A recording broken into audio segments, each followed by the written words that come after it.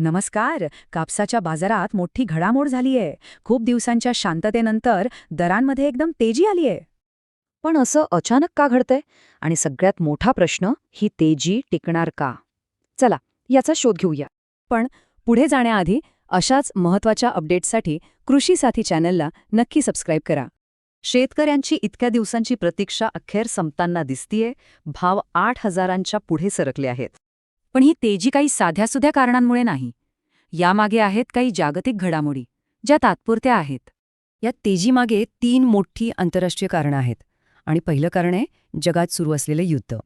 त्यामुळे डॉलर मजबूत झालाय, अगदी 94 रुपयांपर्यंत.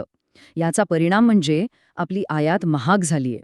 सोबतच कच्च्या तेलाचे भाव वाढलेत. त्यामुळे कृत्रिम धागे महाग झाले आणि नैसर्गिक कापसाला मागणी वाढली. हेही झालं जागतिक. आता आपल्या देशात काय घडलंय ते पाहूया. CCIने आपला गेमच बदललाय. भाव कमी करायच्या ऐवजी CCIने चक्क 1400 रुपयांनी स्वतःच्या कापसाचे दर वाढवले आहेत. CCI सुद्धा याच जागतिक संकेतांना प्रतिसाद देते आणि रोज 1.5 ते 2 लाख गाठी विकते. त्याचवेळी निर्यातीसाठी चीन, बांगलादेश आणि व्हिएतनाममधून जोरदार मागणी सुरू झालीय. कारण युद्धामुळे ब्राझील किंवा अमेरिकेसारख्या देशांमधनं माल आणणं खूप महाग आणि जोखमीचं झालंय.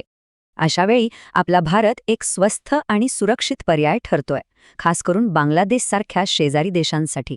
या सगळ्याचा अर्थ एकच, ही तेजी कायमस्वरूपी नाही. सगळं काही युद्धाच्या परिस्थितीवर अवलंबून आहे. मग आता ज्या शेतकऱ्यांकडे कापूस शिल्लक आहे त्यांनी काय करावं?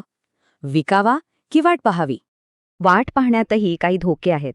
एकतर उन्हाळ्यात कापसाचं वजन घटतं आणि आगीचा धोकाही असतो.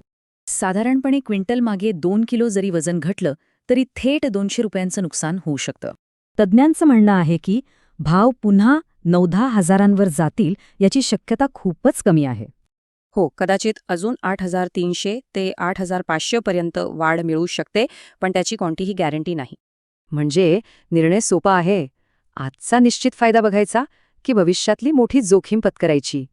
आज मिळणारा भाव उद्याच्या मोठ्या पण अनिश्चित भावापेक्षा चांगला आहे का, हा विचार प्रत्येकाने करायला हवा. अशाच सखोल माहितीसाठी कृषी साथी चॅनलला सबस्क्राईब करायला विसरू नका. धन्यवाद.